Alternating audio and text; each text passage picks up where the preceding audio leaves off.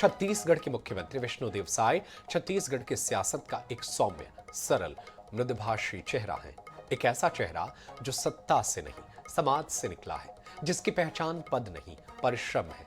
आदिवासी अंचल के एक साधारण परिवार से निकलकर प्रदेश की सत्ता के शीर्ष तक पहुंचने का सफर मुख्यमंत्री विष्णुदेव साय के संघर्ष से शिखर की कहानी हर किसी को प्रेरित करती है।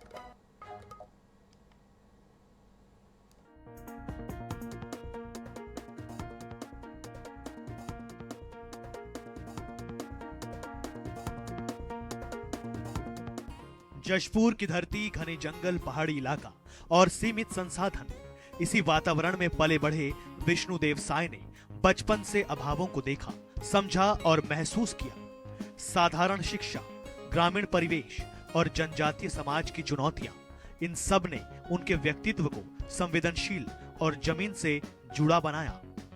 उनके जीवन की पहली सीख थी संघर्ष से भागना नहीं, हर परिस्थिति का सामना कर आगे बढ़ना।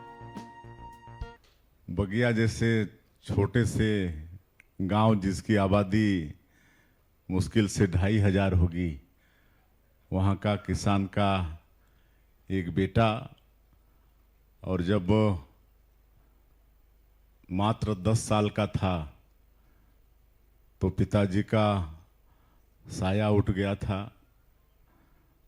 पिताजी का निधन हो गया था और परिवार में हम बड़े भाई थे, 4 भाइयों में सबसे बड़े थे। परिवार की जिम्मेदारी विधवा माँ, विधवा दादी माँ, और पढ़ाई भी करना, फिर घर परिवार को चलाना, और इस तरह से कभी हम सोचे नहीं थे कि इस मुकाम पर पहुँचेंगे। हम तो ये सोचे थे कि खेती बाड़ी करके अपने भाइयों को पढ़ाएंगे, अपनी विधवा माँ, अपनी विधवा दादी का परवरिश करेंगे। युवावस्था में ही उनका रुझान सामाजिक कार्यों की ओर बढ़ा। समाज सेवा से शुरू हुआ सफर राजनीति तक पहुंचा। भारतीय जनता पार्टी से जुड़कर उन्होंने संगठन में सक्रिय भूमिका निभाई। एक सामान्य कार्यकर्ता से लेकर शीर्ष नेतृत्व तक का सफर उन्होंने चरणबद्ध तरीके से तय किया। उनकी पहचान रही शांत स्वभाव, स्पष्ट सोच और संगठन के प्रति अटूट निष्ठा। यही वजह है कि उनकी दूरदर्शी सोच ने छत्तीसगढ़ को एक नई दिशा दी है, जिसकी वजह से जहां महिलाओं को आर्थिक रूप से सशक्त बनाने महतारी वंदन योजना का लाभ मिल रहा है। महतारी वंदन के अंतर्गत जो लोग अब अर्हता प्राप्त कर रहे हैं, उनको जोड़ने के संदर्भ में कोई कल्पना आपके जहन में है? कुछ इरादा है कि भाई अब जो आ रहे हैं उनको भी शामिल किया जाए? नहीं, बिल्कुल आने वाले समय में जोड़ेंगे, और अभी हम लोग बस्तर के क्षेत्र में जोड़ भी रहे हैं। मैं चाहूंगा एक बार जोरदार तालियां। एक बड़ा ऐलान है कि महतारी वंदन में नए नाम जोड़े जाएंगे, क्योंकि बस्तर क्षेत्र में नक्सलवाद के कारण वहाँ कोई जा नहीं पाते थे, अब सब जा रहे हैं।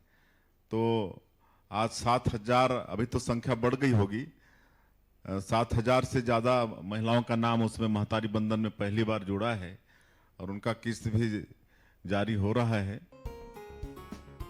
विष्णुदेव साय 4 बार लोकसभा सांसद चुने गए। हर चुनाव में जनता का भरोसा और मजबूत होता गया। लेकिन इसकी शुरुआत ग्राम पंच के रूप में हुई। तब भी वे दूरदर्शी सोच और मजबूत इरादों के साथ काम करते थे। पंच के रूप में जब गांव के लोगों ने यह महसूस किया तो अगले चुनाव में सरपंच के रूप में निर्विरोध निर्वाचित कर दिया। इसके बाद विष्णुदेव साय ने कभी मुड़कर नहीं देखा। 4 बार सांसद और विधायक चुने गए। केंद्र में मंत्री रहते हुए उन्होंने जनजातीय विकास और ग्रामीण सशक्तिकरण को प्राथमिकता दी। उनकी छवि एक सरल, सहज और उपलब्ध नेता की रही, जो मंच से ज्यादा मैदान में दिखाई देता है। यही वजह है कि नक्सल समस्या से जूझ रहे बस्तर में मुख्यमंत्री का सबसे ज्यादा फोकस रहा है। मार्च 2026 की डेडलाइन पर काम किया जा रहा है। नक्सलवाद खात्मे के बाद सरगुजा से बस्तर तक छत्तीसगढ़ कैसा होगा, इसकी ड्राफ्टिंग भी तैयार है। पर्यटन पर सबसे ज्यादा फोकस किया जा रहा है, जिसका जमीनी असर अब बस्तर के सुदूर अंचल में भी देखने को मिल रहा है। पंचायत का चुनाव चल रहा था जी, तो गांव वालों ने कहा कि अब आपको गांव में ही रहना है तो आपको पंच बना देते हैं। तो हमने पंच से शुरुआत की। पंच बने, 5 साल पंच के रूप में काम किया, और अगले 5 साल के बाद फिर पंचायत का चुनाव आया तो पंचायत के लोगों ने कहा कि अब आपको सरपंच बना देते हैं, निर्विरोध सरपंच। तो फिर निर्विरोध सरपंच बना दिए और माननीय गृह मंत्री जी ने डेडलाइन तय कर दिया कि 31 मार्च 2026 को इस नक्सलवाद को पूरे देश से समाप्त करना है। और नई नीति के साथ वही जवान हैं जो कांग्रेस की सरकार में भी थे, लेकिन नई रणनीति के साथ हमारे जवानों ने टास्क फोर्स का गठन हुआ और वही जवान आज बड़े साहस के साथ नक्सलवाद के खिलाफ में लड़ रहे हैं। भगवान सत्यनारायण जी के सर्वप्रथम कथा होता है, उसके बाद पूजा अर्चना के बाद में वो अपने जन्मदिन मनाते हैं। कार्यकर्ताओं से, सभी कार्यकर्ताओं से भेंट मुलाकात होता है। जशपुर की माटी से निकला एक शख्स आज छत्तीसगढ़ की तकदीर लिख रहा है। संघर्ष ने उन्हें आकार दिया, संगठन ने उन्हें मंच दिया और जनता ने उन्हें नेतृत्व दिया। विष्णुदेव साय की यह यात्रा सिर्फ एक व्यक्ति की कहानी नहीं, बल्कि उस विश्वास की कहानी है जो लोकतंत्र को आगे बढ़ाता है। यह सफर अभी जारी है और आने वाला समय तय करेगा यह नेतृत्व छत्तीसगढ़ को किस नई ऊंचाई तक ले जाता है।